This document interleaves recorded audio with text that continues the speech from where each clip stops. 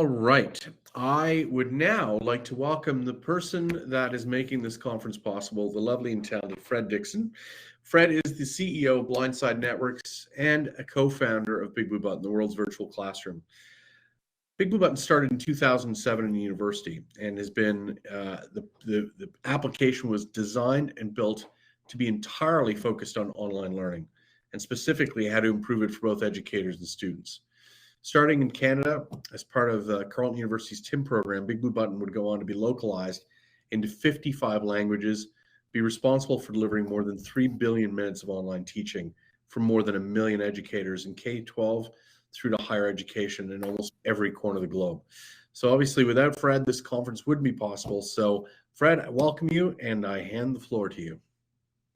Thanks, Rob. So there we go. I was wondering why I couldn't advance my slides. All right, thanks, Robert. So as Robert said, I wear two hats. I'm the co-founder of BigBlueButton Inc., and I've been managing the project since 2007. I'm also the CEO of Blindside Networks. And just to tell you the two apart, BigBlueButton is an open source virtual classroom built by teachers and for teachers. And Blindside Networks, we started the project in 2007. We as a company have hosted at least 2 billion minutes, and just calculating worldwide, it's 3 billion. It's got to be much more. So BigBlueButton is used all around the world. I want to tell you a story in 3 parts: the past, the present, and the future. And I want to sort of set the stage. To start off, I think we all need to give ourselves a big virtual pat in the back for making it through the past 2 years. The pandemic was challenging for so many people, especially healthcare workers and educators. Teaching online went from being an innovative, developing area to the only way teachers could reach students.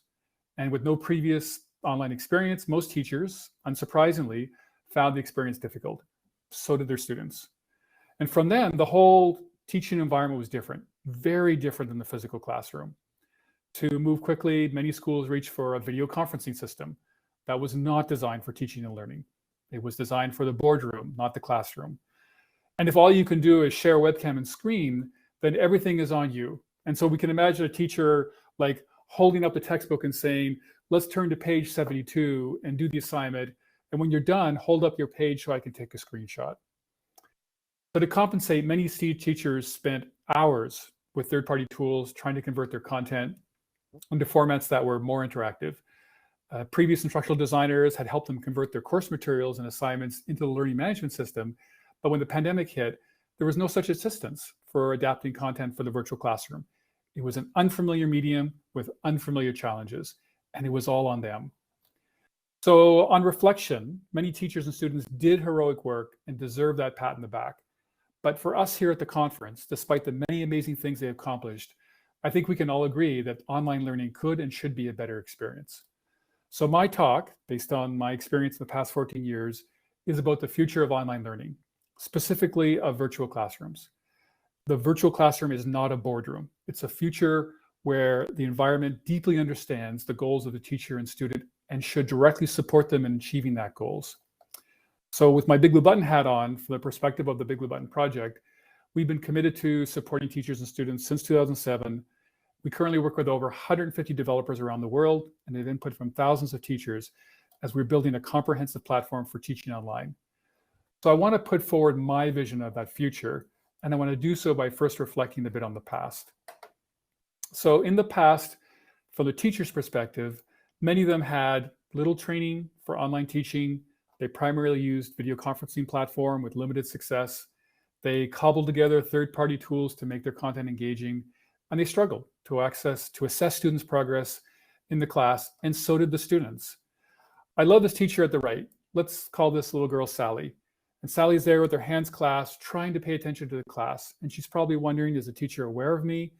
Does the teacher care about me? And are they able to help me? So let's figure out how we can make that environment better. So I think the challenge for the future is, how do we make the virtual class the best teaching and learning experience of the day? Let's be ambitious. And if we can do that, we've got to overcome some challenges. And I want to segue to BigBlueButton for a moment, because our mission is very much aligned with this mission. We say our mission of the BigBlueButton project is we are building the next generation of virtual classrooms. We are not building a video conferencing system. Now, video conferencing system or video is important, but it's only a small portion of the overall needs of what the teachers and students have during a virtual class. It's not sufficient, as we all kind of intuitively know from the pandemic. So why are we doing this? We want to transform lives by improving education for everyone. That is the entire world. So we're doing this as an open source project for the entire world. And what we did was, of course, we created BigBlueButton, an open source project of virtual classrooms built by teachers for teachers. And by that, we mean the goals, and BigBlueButton is designed by the goals of the teachers and the students. So let me ask you a question before I go further. And I'll ask you to write it in the chat. What do you think is the most effective way for a student to learn with a teacher? Go ahead and write something in the chat.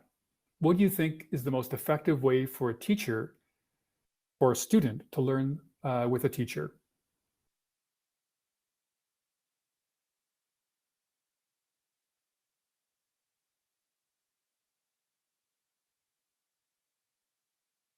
Interactivity in a real relationship, discussing a certain topic, and close coaching and mentorship, that's close. Engagement, interaction, and clear communication, confidence. I'm going to put forward what I think mine is. A one-on-one tutoring session. If you think of a teacher sitting there in front of the student, understanding where they are in the learning journey, watching them apply themselves, make mistakes, coach them, help them over the mistakes, what is happening? The student thinks, wow, this is a really effective session. And the teacher's like, I am listening and watching and helping the student learn.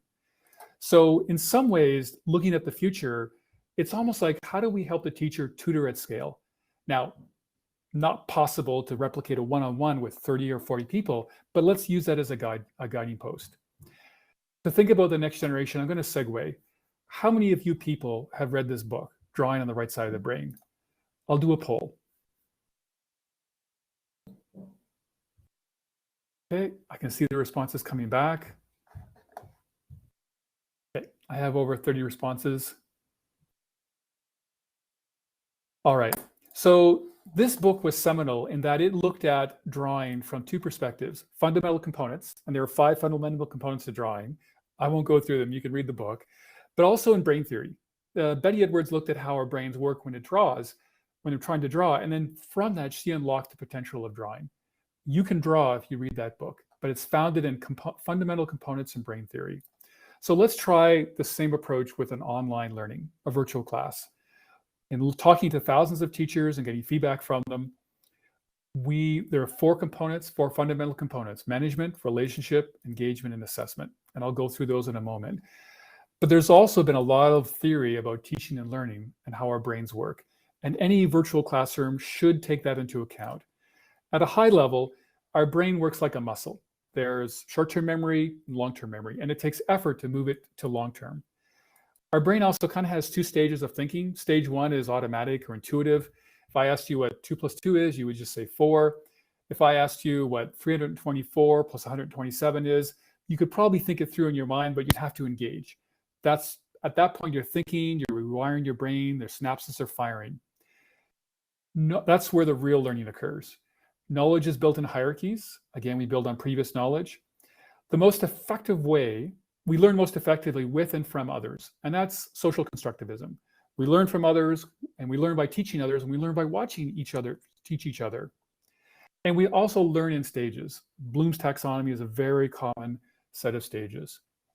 So let's take a look at the fundamental components, and this is going to lay the groundwork for what I believe the next generation or the future of online learning should be, as expressed in the next generation of virtual classes. So there's management, relationship, engagement, and assessment. I'm going to say this from the teacher's point of view as a use case. As a teacher, I want to set up and manage my class for success. I want to spend the most time teaching students, not on management. I want to establish presence and trust with and between students so that we feel comfortable making mistakes in front of each other and learning. I want to effectively engage and activate their minds for learning. This isn't entertaining, it is activating. That's that stage 2 thinking, getting them to try things out, to struggle, and to learn. And assess. I want to assess their progress and give timely feedback. From the point of view of the student, it's even simpler. There's not much they do for management. They want to feel comfortable participating, so making mistakes in front of each other. And their goal is to efficiently master new skills. And this is a difference between want and need. They may want to watch the recording at like 1.5 times speed while looking at TikTok, but that's not bringing anything into long-term memory. It's not activating your brain. What they need to do is be applying themselves, make mistakes, and getting help when they're struggling. From the point of view of how our brain works, this is what Bloom's taxonomy says. Basically, we go through stages of learning: remember, understand, apply, analyze, evaluate, and create. And they all build on top of each other. This is why you can't watch 4 hours of basic Spanish and just walk out in the street and start speaking basic Spanish. Our brains just don't work like that. So if you stare at this long enough, you'll kind of realize there's kind of 3 groups. The first group, remember and understand, it's kind of related to memorization, short-term to long-term. The second group is where you start applying the knowledge and trying to do it, engage and analyze and evaluate. And this is where your learning occurs, you're struggling. And the third stage, the create, is sort of mastery. This is where you take the applied learning plus creativity. That's where teachers are trying to get you to. But the point is, you can start here, but you gotta move through this stage. Think of any component skill, drawing, tennis, anything you're trying to do, math, physics, science, all of it. Okay, so what does this tell us about the role of the virtual classroom, how the brain works, and really what it says this: the virtual classroom should maximize the time for applied learning and feedback. That's where the research leads us to. That's what the best use of time is online. Think of it tutoring or think of it in a live class. So when you look at that, the use cases are actually all feeding into the center one, to engagement. How do you maximize the time for engagement from the teacher's point of view, and then assess and give feedback? And how does the student apply themselves, make mistakes, that's rewiring the brain, and then learn something? For them, just like a tutoring session, this is the most effective use of time. Okay, so now let's look at the future of virtual classrooms through those lenses. The lens of the key 4 components and the lens of how our brain is working.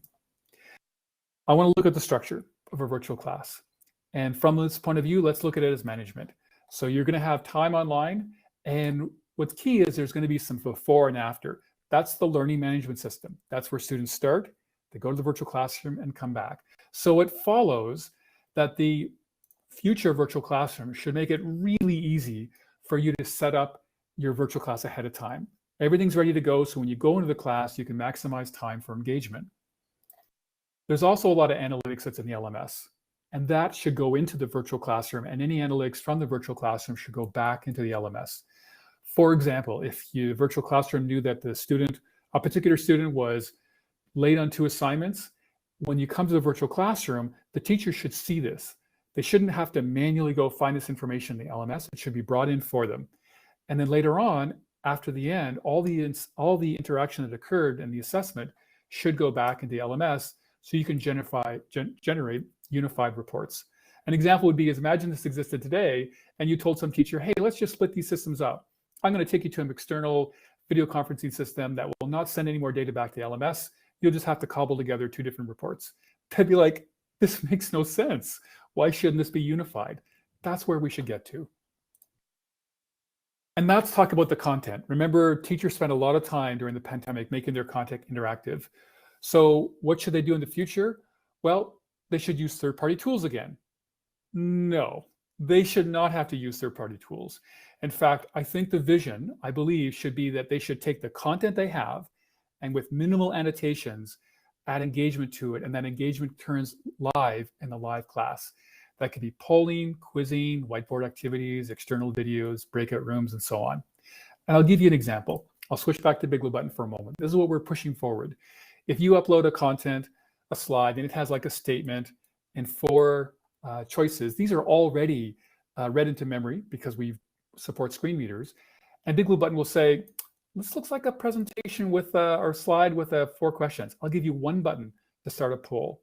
So we should make that as easy as possible without causing teachers or requiring them to recreate new content. Let's let them annotate their existing content.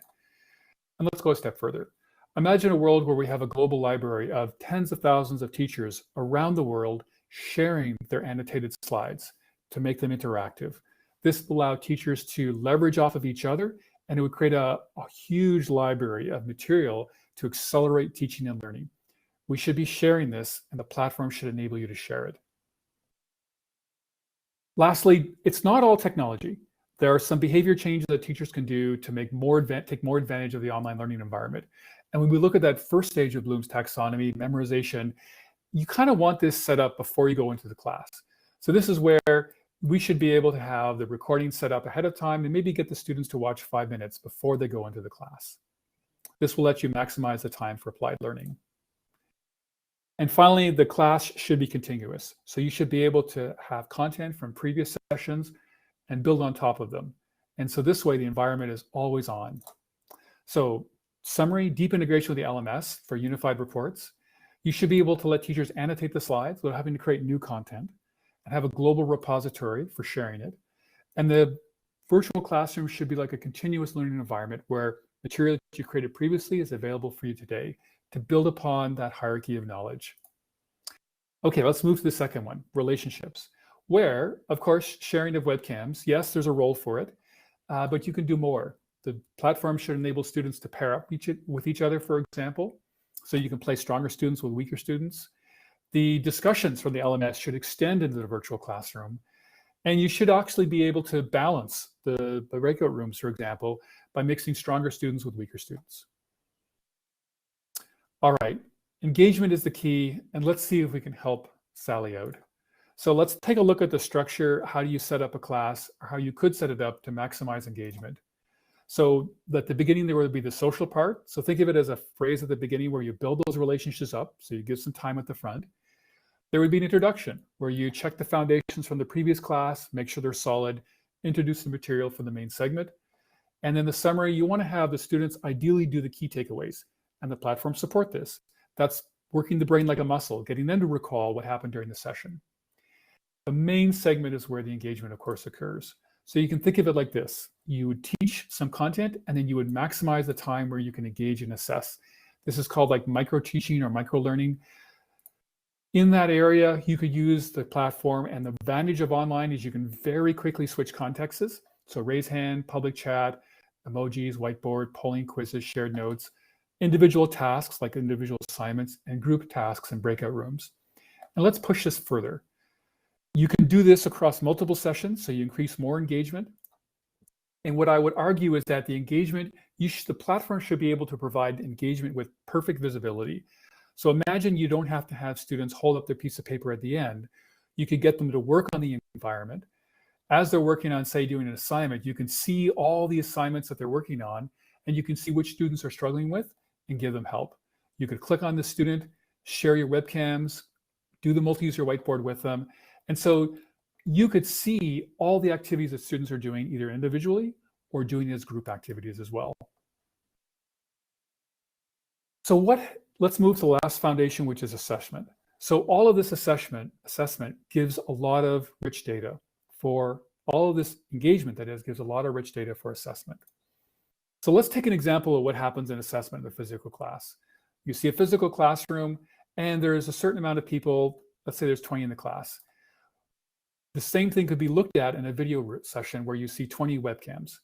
Well, in a physical classroom, it's more easy to pay attention to the people in front of you, and the ones in the back kind of fade a little bit. You just can't see them as well.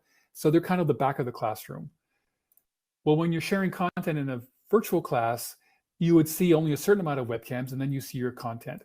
Same challenge. So there's this back of the classroom problem where the students in the back don't feel as connected, don't feel the teacher's aware of them, and may not feel like the teacher's able to help them out. So what we should have in the virtual classroom is no back of the classroom.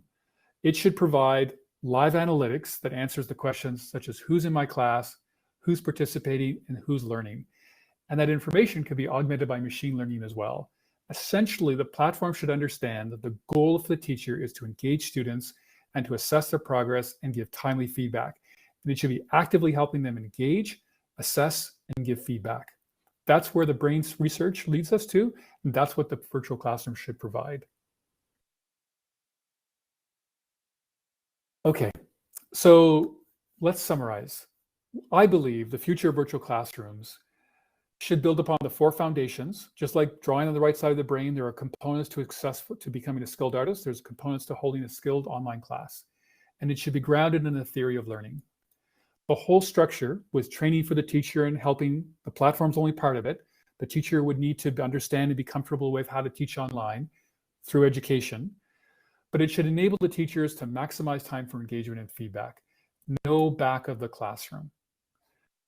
The future should have a commonwealth where teachers share their interactive content with each other.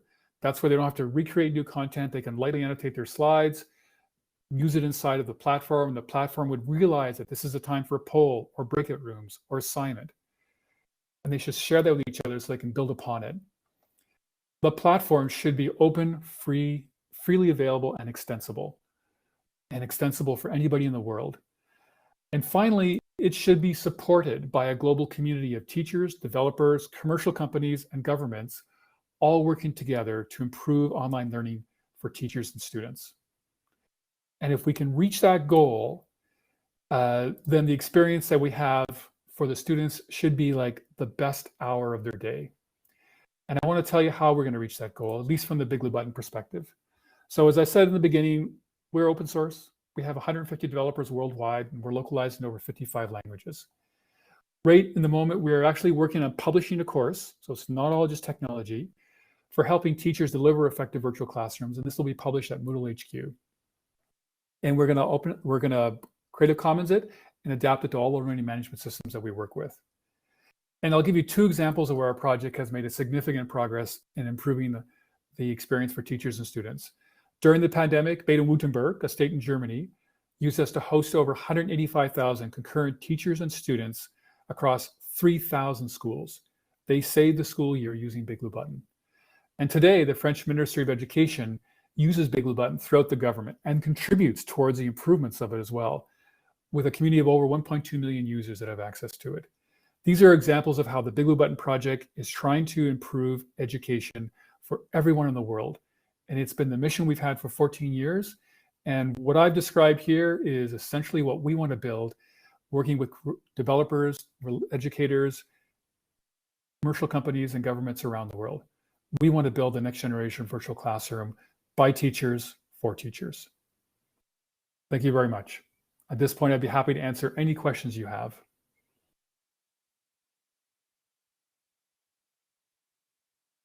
Thanks, Fred. Well, you can read the questions yourself as you're the man that built the platform. Right. So, Rigar, you're correct. Some students may not want to be monitored or mentioned. It depends a bit culturally. It depends a bit the context for the class. According to how we learn, the best way we learn is applying ourselves. So I think the way to think of it is that the platform should enable the teacher to actively engage students in applied learning and be able to figure out who's struggling and give help, but it doesn't require that they must do it. Obviously, it's up to the teacher and the context in society, whether students expect to or want to be engaged. But if you really want to push learning forward, it's really engagement. That's where the theory of how we learn works, and how a virtual classroom, if you think of the most effective way to teach and learn, would be like a tutoring session. How can we replicate that in a virtual classroom environment? Again, it's different if there's 25 students, but yet how can we give each student the sense that the teacher is aware of them, cares about them, and takes a moment to help them out? The Felipe wrote, would it be possible to contribute translations for this course? Yes. So the course that I mentioned about creating, enabling you to deliver effective virtual classrooms, it's essentially built on a lot of what I covered here, which is leading us both towards how to improve online learning, but also it points that teachers need help too. So when the pandemic hit, a lot of them went online. It was an unfamiliar environment with unfamiliar expectations. So we want to not only build that next generation of platform, but we want to build them the resources that teachers can fully exploit and provide better and deliver effective virtual classes. So our goal is to localize that once it's published by Moodle, to localize into different languages.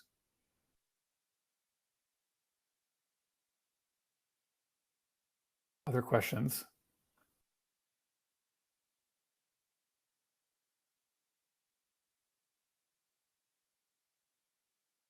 Thanks, everybody. This really inspires us, and I've been inspired by the other presenters, but I believe there is possible to build a much better platform than we have today. The pandemic pushed us forward, and if we think about things systematically from, again, like drawing on the right side of the brain, the component skills, and how our brain works, I think we can really improve the experience that students and teachers have in online learning and do it in a way that a platform is available throughout the world. That's what we're pushing towards.